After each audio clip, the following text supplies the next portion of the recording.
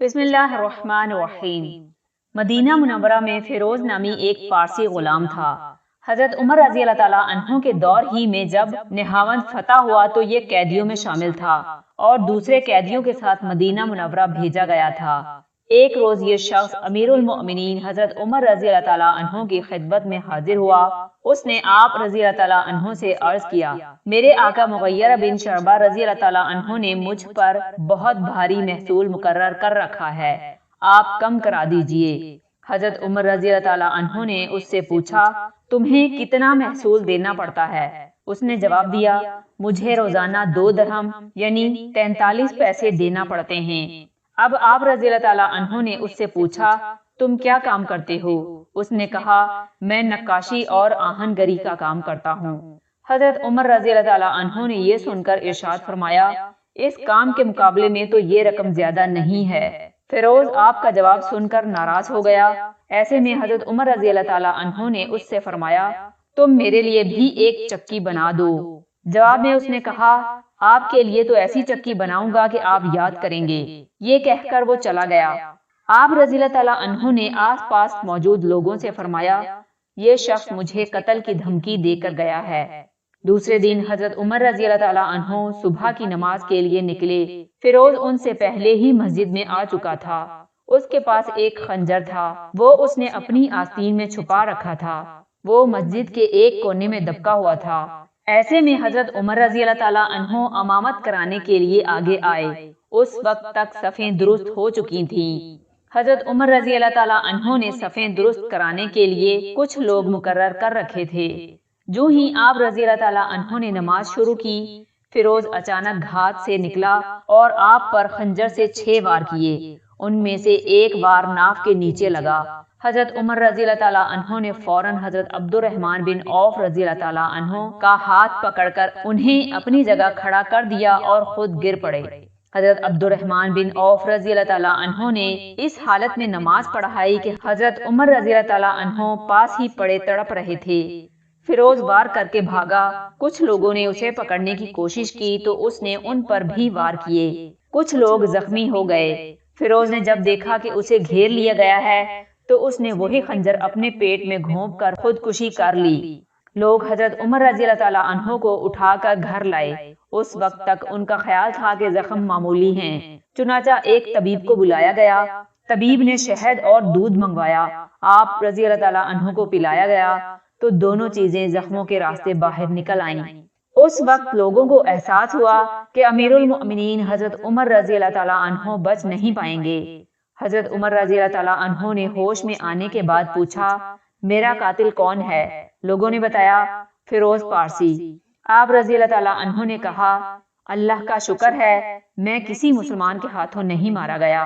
اب آپ رضی اللہ تعالیٰ عنہ نے اپنے بیٹے حضرت عبداللہ رضی اللہ تعالیٰ عنہ کو بلایا اور ان سے کہا، اماں عائشہ صدیقہ رضی اللہ تعالیٰ عنہ کے پاس جاؤ، ان سے کہو عمر رسول اللہ صلی اللہ علیہ وسلم کے پاس دفن ہونے کی اجازت چاہتا ہے۔ حضرت عبداللہ رضی اللہ تعالیٰ عنہ سیدہ عائشہ صدیقہ رضی اللہ تعالیٰ عنہ کے پاس آئے تو وہ بری طرح رو رہی تھیں۔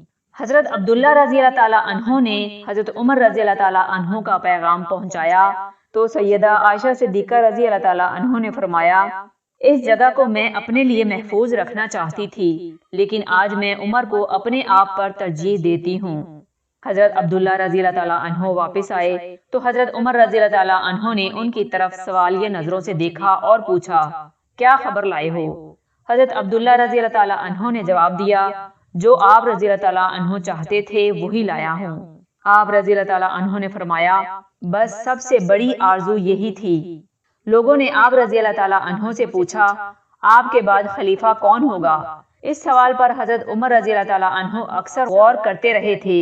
اس وقت آپ رضی اللہ تعالیٰ عنہ نے 6 آدمیوں کے نام بتائے اور فرمایا، ان میں سے جس کے حق میں زیادہ آدمیوں کی رائے ہو اسے خلیفہ بنا لینا۔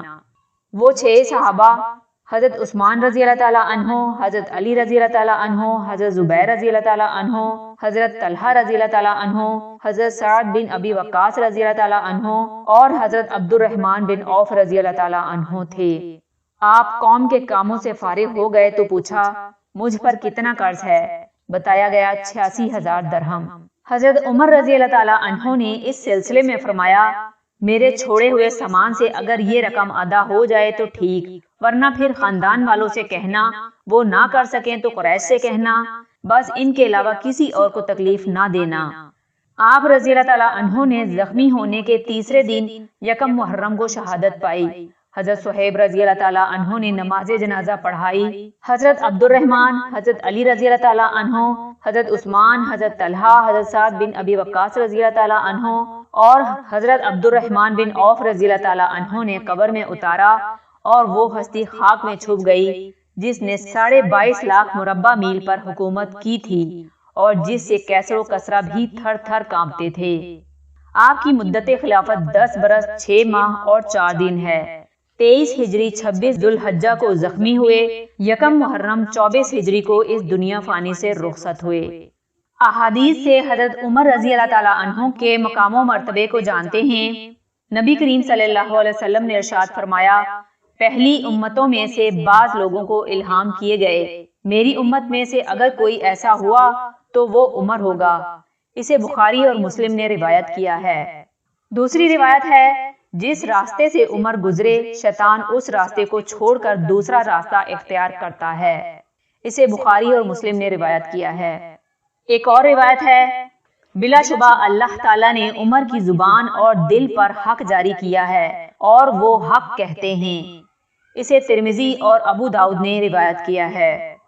ترمذی اور ابن ماجہ میں روایت ہے کہ ابو بکر اور عمر پہلوں اور پچھلوں میں سے بڑی عمر والوں کے سردار ہوں گے، انبیاء اور رسولوں کے سوا۔ نبی کریم صلی اللہ علیہ وسلم نے ارشاد فرمایا، میں نہیں جانتا میری کتنی عمر باقی ہے، تم میرے بعد ان 2 شخصوں یعنی ابو بکر و عمر کی پیروی کرنا۔ اسے ترمذی نے روایت کیا ہے۔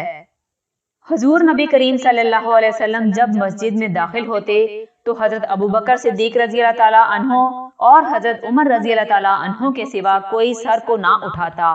یہ دونوں حضرت صلی اللہ علیہ وسلم کو دیکھ کر مسکراتے اور آپ صلی اللہ علیہ وسلم انہیں دیکھ کر مسکراتے۔ اسے ترمذی نے روایت کیا ہے۔ حضرت صلی اللہ علیہ وسلم نے فرمایا، ابو بکر جنتی ہیں، عمر جنتی ہیں، عثمان، علی، طلحہ، زبیر، عبد الرحمن بن عوف، سعد بن ابی وقاص، سعید بن زید اور ابو عبیدہ بن جراح جنتی ہیں۔ اسے ترمذی اور ابن ماجہ نے روایت کیا ہے۔